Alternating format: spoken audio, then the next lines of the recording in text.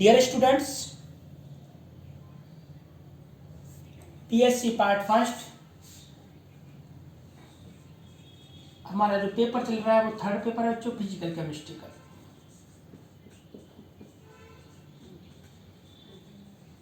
Physical chemistry आज जो topic है क्रांतिक स्थिरांकों का निर्धारण कैसे करते हैं, यानी कैलकुलेशन ऑफ क्रिटिकल कांस्टेंट। हमने बच्चों पिछली क्लासों में CO2 के समतापीय वक्र देखे हैं। तो CO2 का जो समतापीय वक्र है उसमें 31.1 डिग्री सेल्सियस ताप, जो कि CO2 के लिए त्रिक बिंदु था, यानी CO2 के 31.1 डिग्री सेल्सियस के समतापीय वक्र में बिंदु B यानी त्रिक बिंदु पर आयतन के 3 मान,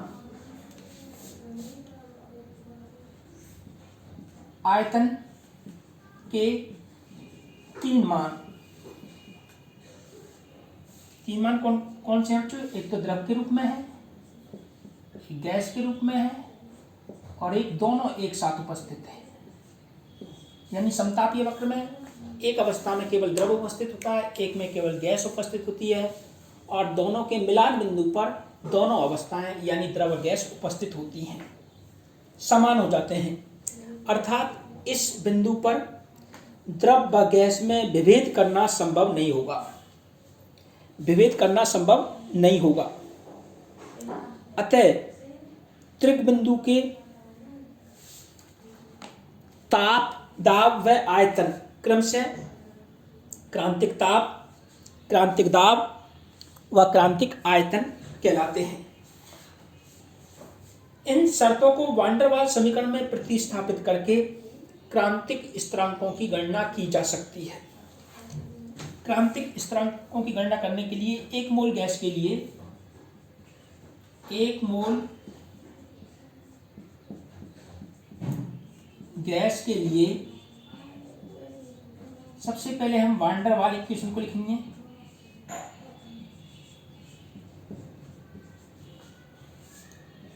P plus A upon B square P minus V equal to R। ये 1 मोल गैस के लिए वान डेर वाल इक्वेशन है। इसका हल करेंगे। हल करने पर यानी V को पहले इससे मल्टीप्लाई करेंगे, इससे करेंगे, फिर इस B को P और A अपॉन बी स्क्वायर से करेंगे। तो हमारी समीकरण क्या आ जाएगी बच्चों? PV plus A upon B minus AB upon V square minus RT बराबर 0। अब इस समीकरण में उपरोक्त समीकरण को V स्क्वायर से गुणा करने पर, उपरोक्त समीकरण को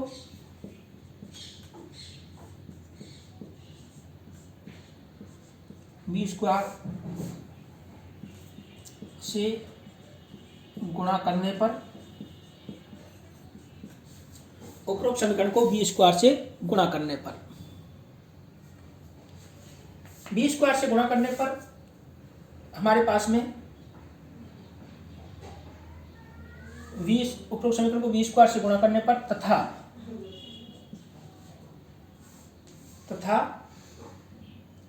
P का भाग देने पर, P का भाग देने पर, तो देखिए इस समीकरण का क्या रूप हो जाएगा बच्चों?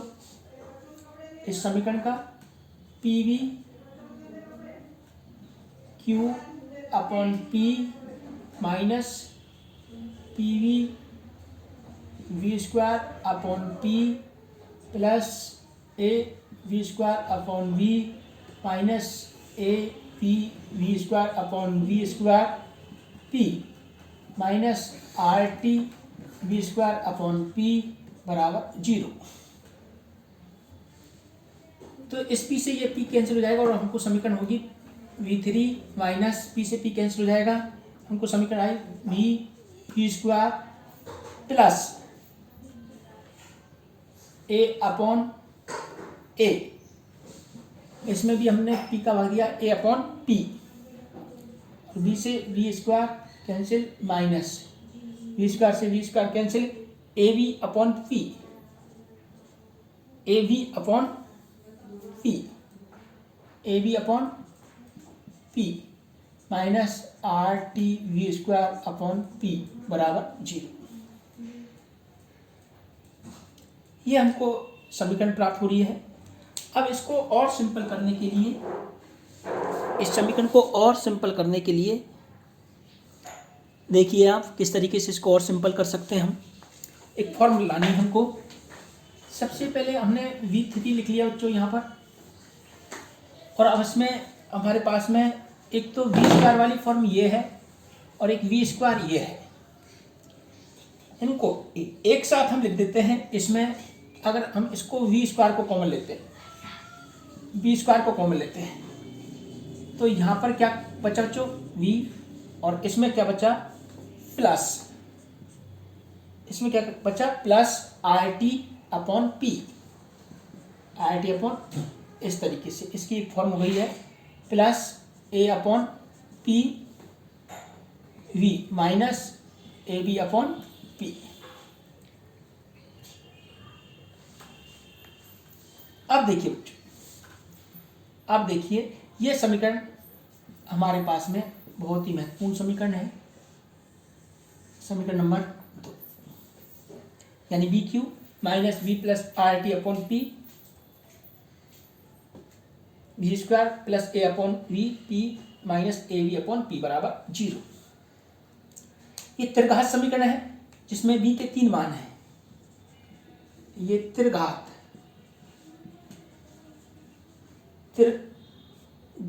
समीकरण है जिसमें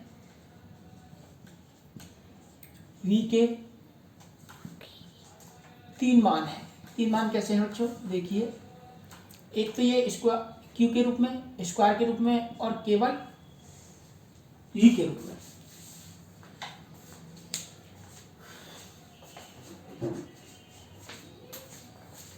अब इसको आगे सॉल्व करने के लिए, आगे सॉल्व करने के लिए क्रांतिक बिंदु बी पर आयतन के तीनों मान सुकड़कर एक हो जाते हैं, यानी द्रव, गैस और दोनों का एक हो जाता है आयतन। अतः इस बिंदु पर गैस का आयतन क्रांतिक आयतन के बराबर हो जाता है। V बराबर Vc, यानी गैस का आयतन क्रांतिक आयतन के बराबर हो जाता है। हम इसको इस तरीके से भी लिख सकते हैं, V माइनस वी सी बराबर 0। क्यों करने पर, यानी घनमूल लेने पर, घनमूल करने पर v माइनस वी सी की घात 3 बराबर 0। समीकरण का हल करेंगे। समीकरण ये 3 है। समीकरण 3 का हल करने पर, इसका हमने हल किया बच्चों, तो इसको कैसे कर सकते हैं, पहले का Q minus 3vc V square plus 3vc square v, और दूसरे का क्यू बराबर 0। ये क्वेश्चन नंबर 4 है। Question number 4। अब हमारे पास में इक्वेशन 4 आ गई है। इक्वेशन 4, समीकरण 2 में क्रांतिक समतापीय वक्र के लिए, समीकरण 2 को क्रांतिक समतापीय वक्र के लिए कैसे लिख सकते हैं, को क्रांतिक समतापीय वक्र के लिए T बराबर TC और P बराबर PC। तो समीकरण 2 का रूप क्या हो जाएगा बच्चों, v की घात q minus v plus R T C upon P C V square plus A upon P C V minus A B upon P C बराबर 0। समीकरण नंबर 5। समीकरण नंबर 5 आ जाती है बच्चों। समीकरण 4 और 5 दोनों ही समरूप हैं और दोनों ही क्रांतिक समतापीय वक्र के लिए हैं, अतः इनके गुणांकों की तुलना हम कर सकते हैं। गुणांकों की तुलना करने के लिए देखो बच्चों, गुणांकों की तुलना करने के लिए समीकरण 4, 5 की तुलना करनी पड़ेगी। समीकरण 4, 5 की तुलना किस तरीके से हम करते हैं?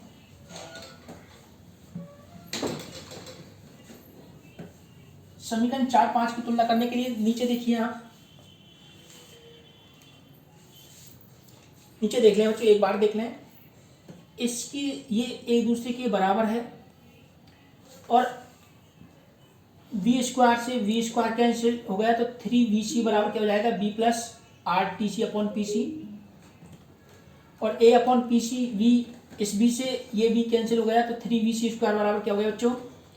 a अपॉन पी सी, और b की घात 3 बराबर ab अपॉन पी सी। तो ऊपर देखिए किस तरीके से होगा। पहली स्टेप कैंसिल हो जाती है और दूसरी में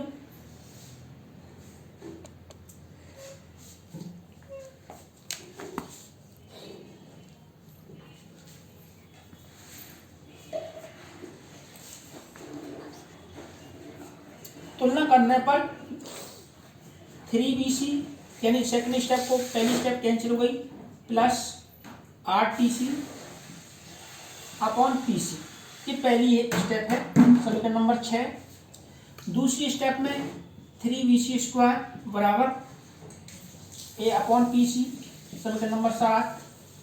और जो लास्ट की स्टेप थी bcq बराबर ab अपॉन pc, समीकरण नंबर 8। अब समीकरण 8 में समीकरण 7 का भाग देने पर, समीकरण 8 में समीकरण 7 का भाग देने पर, समीकरण 8 में 7 का भाग देने पर 8 ये है बच्चों VCQ और 7 ये है VC² बराबर AB upon PC A into PC। तो हमारे पास में PC से PC, A से A और VC² से ये VC, तो हमारे पास बचा VC बराबर 3V। BC का मान कितना आ गया बच्चों? 3V। क्रांतिक आयतन का मान कितना आ गया? 3V, समीकरण नंबर 9। अब BC का मान समीकरण 7 में रखने पर, BC का मान समीकरण 7 में रखने पर कितना आसान है, आप आराम से समझ सकते हैं इसको। समीकरण 7 को देखिए, 3VC A अपॉन PC, तो यहां से PC का मान हमको पता लग जाएगा बच्चों, यहां से हमको PC का मान पता लग जाएगा। देखिए किस तरीके से समीकरण 7 को 3 और 3v² A अपॉन PC। अब देखिए बच्चों, 9 का स्क्वायर, 3 का स्क्वायर 9, 9 से मल्टीप्लाई करेंगे 3 तो 27v² A अपॉन PC। तो PC बराबर हो गया बच्चों हमारे पास में A अपॉन 27v²।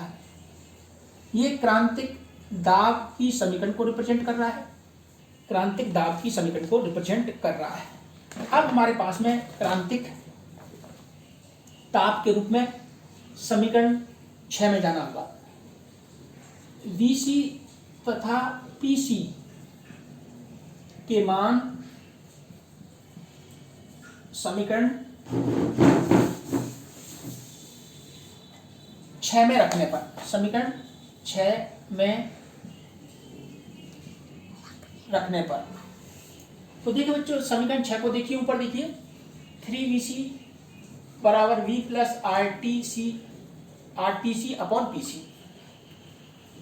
तो हमको BC का मान पता है 3V है और PC का मान पता है, तो यहां से TC का मान हम निकाल सकते हैं। तो नीचे देखिए 3V बराबर V प्लस RTC और PC का मान रख दिया हमने ए अपॉन 27v²। जब हम कैलकुलेशन करेंगे, क्या रोक दिया क्या,